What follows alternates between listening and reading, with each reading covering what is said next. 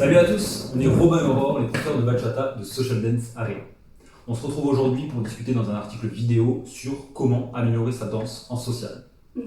D'ailleurs, le premier conseil, on commence direct, c'est aller en soirée. Ça paraît évident pour certains, mais quel que soit votre niveau, même si vous n'avez jamais dansé de votre vie la bachata, allez en soirée bachata parce que ça permet de danser avec tous les niveaux et du coup d'acquérir une sorte de flexibilité de guidage ou bien de follow. C'est ça. Et puis surtout, quand on est débutant et qu'on danse avec des intervalles avancés, c'est juste un monde génial parce qu'à chaque danse, on apprend des nouveaux trucs. Moi, je me rappelle de cette période, j'ai trop kiffé être débutante parce que justement, dès que tu danses avec quelqu'un, t'es en mode, tu trouves que tout le monde danse trop bien déjà. Et puis à chaque danse, on apprend un nouveau truc. Donc ça, c'est génial. Et puis vous, en tant que leader, ça vous permet d'adapter votre guidage à chaque personne. Et puis surtout, vous voyez si votre passe, elle passe avec un débutant et avec un avancé. C'est vraiment génial d'aller en soirée pour ça. Et puis, même quand vous êtes avancé et que vous dansez avec des débutants, vous pouvez vous concentrer sur des choses sur lesquelles vous n'avez pas l'habitude de vous concentrer parce que vous avez l'esprit ailleurs. Et donc vous pouvez vous concentrer sur plus de détails quand vous dansez avec un débutant. Donc vraiment, même pour les avancés de danser avec des débutants, c'est génial. Et les débutants de danser avec des avancés, c'est génial aussi. Pour la petite anecdote, moi j'ai commencé à aller en soirée sans avoir pris 0 cours. C'est-à-dire que je suis arrivé en cours, je savais rien faire, j'étais avec des potes, ils m'ont appris à faire les pas de base, et au fur et à mesure, j'ai commencé à danser comme ça. Après j'ai fait des cours et tout, mais je dirais 50% de ce que j'ai appris, je l'ai appris en soirée. Vraiment, déjà c'est la pratique, même si on va en cours, il faut sortir en soirée pour pratiquer les passes. Parce que c'est pas dans la nuit que vous allez penser à votre passe et qu'elle va rentrer toute seule. Faut aller en soirée pour aller faire la passe. Et aussi, c'est là où vous pratiquez vraiment votre style. Et voilà, et comme Aurore l'a dit, danser avec des partenaires différents, ça va vraiment forger votre danse, quoi. Ça permet aussi, même quand on ne danse pas, quand on est fatigué, quand ce soit dans le canapé, c'est de regarder les autres danser. Ça permet aussi de voir quel style on aime, quel style on n'aime pas, de prendre des idées par-ci par-là et de les ajouter à sa propre danse. Parce que ça va enrichir votre danse. Donc franchement... Voilà. Et puis surtout, le DJ va mettre différents styles de bachata, différents styles de musique. Et c'est aussi comme ça que vous allez apprendre et que vous allez connaître quel style de bachata vous plaira le plus. On attaque maintenant le deuxième point qui est être à l'écoute. On danse à deux, donc c'est une discussion. On danse, c'est une discussion avec le corps, il n'y a pas forcément de mots, mais il faut écouter l'autre. Et donc il y a un point super important, c'est de ne pas forcer. C'est-à-dire que, ok, vous avez appris une passe, vous êtes super sûr de vous, vous pensez que vous allez la faire super bien. Par exemple, juste un tour intérieur. Vous commencez à guider un tour intérieur à votre partenaire, mais ça coince. Souvent, par exemple, avec les débutants, ce qui m'a beaucoup arrivé, c'est on commence à lever la main, et comme on prépare de l'autre côté pour guider le tour dans l'autre sens, et la fille, elle fait tour dans le mauvais sens directement. Je ne vais pas lui retenir le bras, tirer la manivelle, et la faire tourner dans le bon sens, ok? Elle s'est trompée, c'est pas grave. Ça peut être, là c'est dans le cas, c'est à cause du follower, mais ça pourrait très bien être à cause de vous, vous avez fait mal un guidage, en fait vous vous en rendez pas compte. Vous avez préparé trop tôt, trop tard. Et ça le fait pas bien. Mais en aucun cas il faut forcer. Surtout il y a des passes, ça peut devenir assez dangereux sur certaines passes. Donc voilà, pas forcer, c'est la clé pour passer une bonne danse, quoi. Forcer du coup c'est être à l'écoute de votre partenaire. Mais comment savoir si c'est vous qui vous êtes trompé ou si c'est l'autre qui s'est trompé? Il existe une petite solution magique. C'est dialoguer. Franchement, la passe elle a raté. Vous pouvez très bien dire ouais, excuse-moi, c'est un coincé, est-ce que tu peux me dire où est-ce que c'est un coincé, pourquoi, tu penses que c'est toi, tu penses que c'est moi. Et si vous êtes trop timide pour demander à la personne, vous avez toujours vos potes danseurs qui sont là et puis vous pouvez aller les voir, leur demander, en discuter. Et puis c'est une autre façon vraiment d'améliorer votre danse sur un point technique et pour être sûr que ça passe avec tous les danseurs. Parce que si vous avez une technique irréprochable, vous danserez bien avec tout le monde. D'ailleurs, j'ai remarqué un autre petit point, c'est que souvent on apprend aux leaders que c'est les leaders qui décident de la danse et c'est les followers qui doivent écouter les leaders et être à disposition du leader et d'exécuter les mouvements que fait le leader.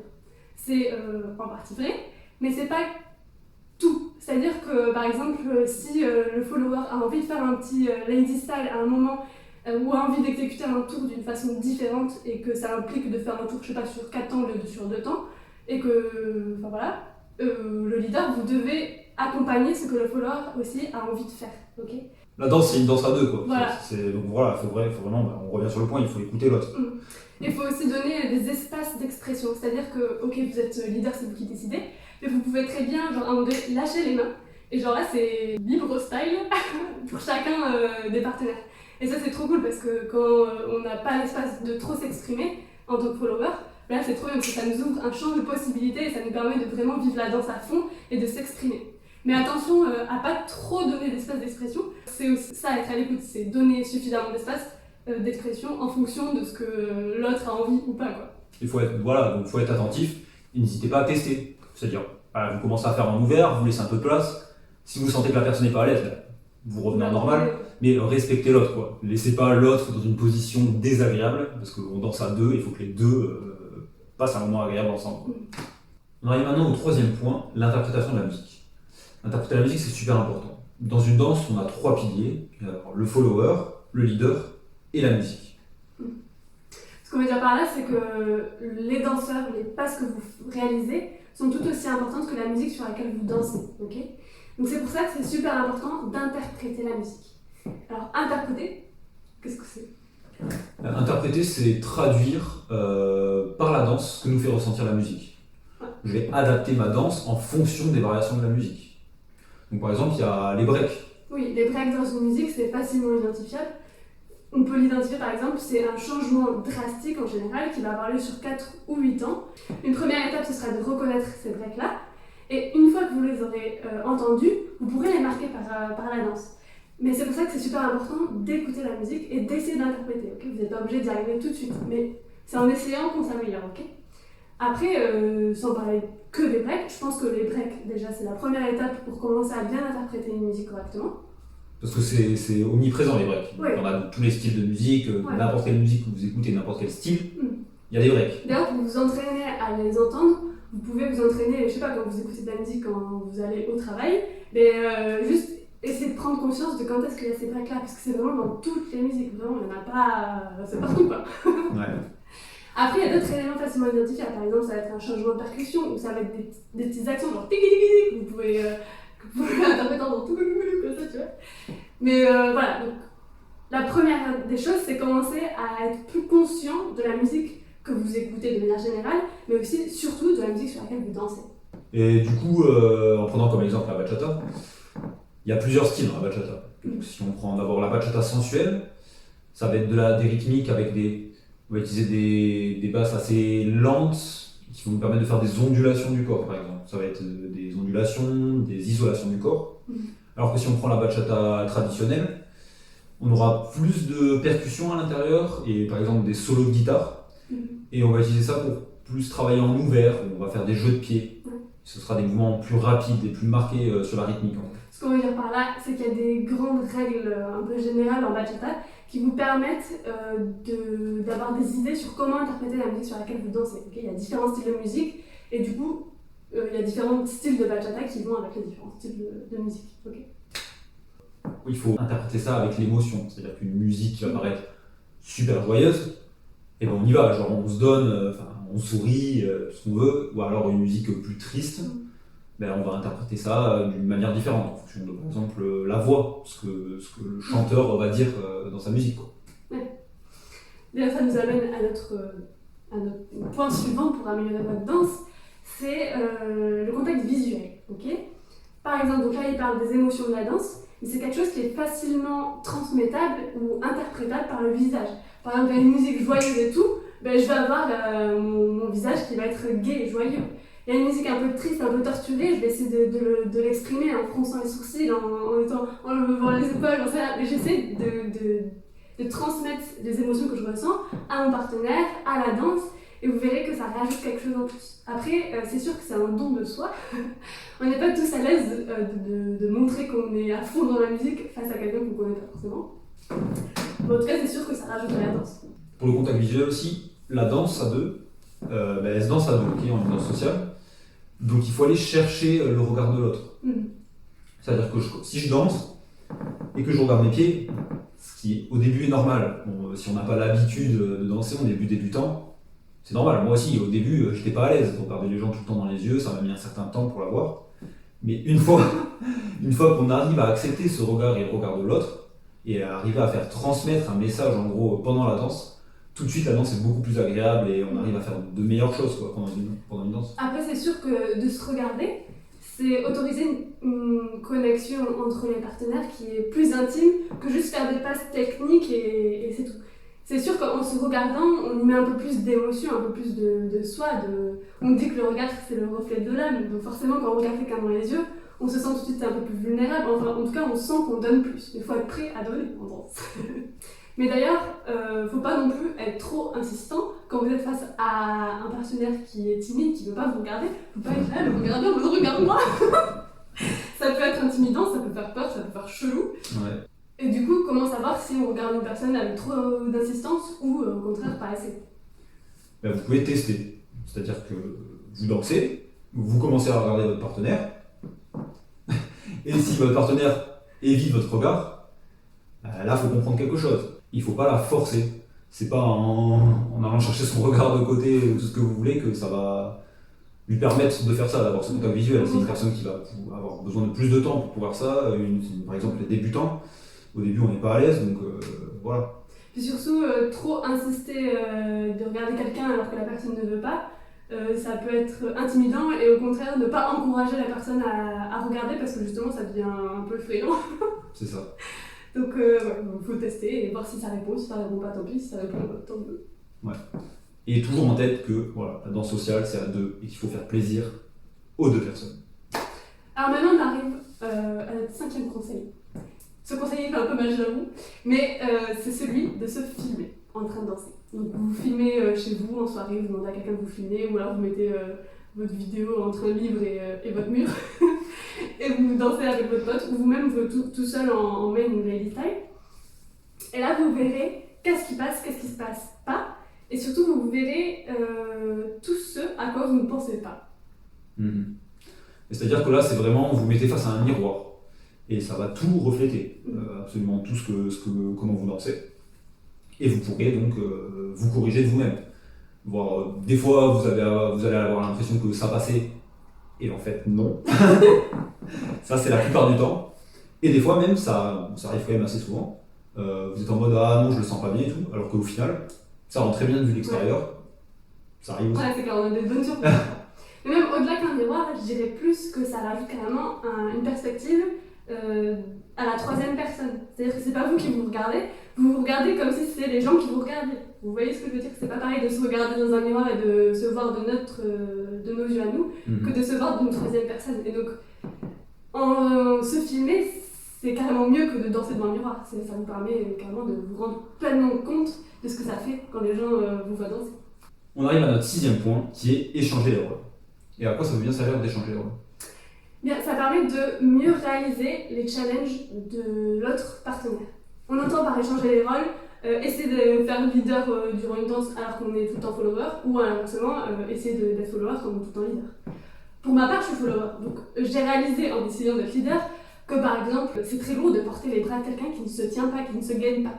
Pareil, pendant les tombées, impossible de faire un tombé si la personne y va comme ça.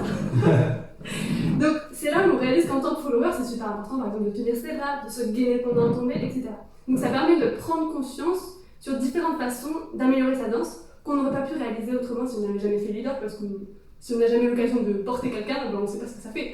Ouais, il faut changer de point de vue, quoi, se mettre à la place des autres, et ça vous prendre conscience de comment les autres voient la situation. Et toi en tant que leader, quand tu as essayé d'être follower, qu'est-ce que tu as appris?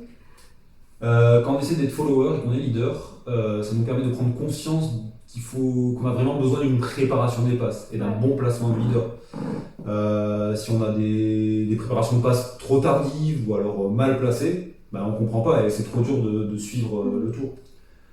Aussi, il faut vraiment que le leader danse avec tout son corps. Si on commence à guider les trucs, mais juste avec ses bras, sans danser, sans que le leader danse soi-même, c'est incompréhensible. On a l'impression d'être une marionnette. Et là, je sais pas trop ce qu'il faut faire, quoi. Donc voilà. Donc voilà, pour ça, c'est vraiment super intéressant d'échanger les rôles. Ça fait vraiment prendre conscience et ça améliore beaucoup la danse, quoi. Mais d'ailleurs, je sais pas toi, mais les leaders avec lesquels je danse qui ont rapidement fait follower quand ils étaient débutants, vous voyez ce que je veux dire? Ils étaient tout de suite plus forts que les autres leaders qui n'avaient jamais fait follower. Parce que ça se voyait qu'ils comprenaient beaucoup mieux qu'est-ce qu'il fallait faire pour mieux guider et pour avoir une meilleure sensation de guidage en tant que follower. Et pareil pour les followers, hein, franchement, on progresse beaucoup plus vite quand on essaie de se mettre à la place de l'autre. Donc voilà, n'hésitez pas à le faire. Enlevez-vous ces préjugés de leader mec, follower fille, ok. faites ce que vous voulez, dansez garçon-garçon, fille-fille, inversez les rôles, enfin on s'en fout, tu vois. Fuck the show. Non mais voilà, allez-y, on s'en fout, personne ne vous jugera, et puis si des gens vous jugent, qu'il aille, hein. Ok, alors notre dernier point pour améliorer sa danse, ça va être, et pas des moindres, d'avoir confiance en soi. C'est cela dit, mais c'est super important parce qu'on danse avec notre corps, on s'exprime avec notre corps, donc il faut apprendre à être à l'aise avec notre corps.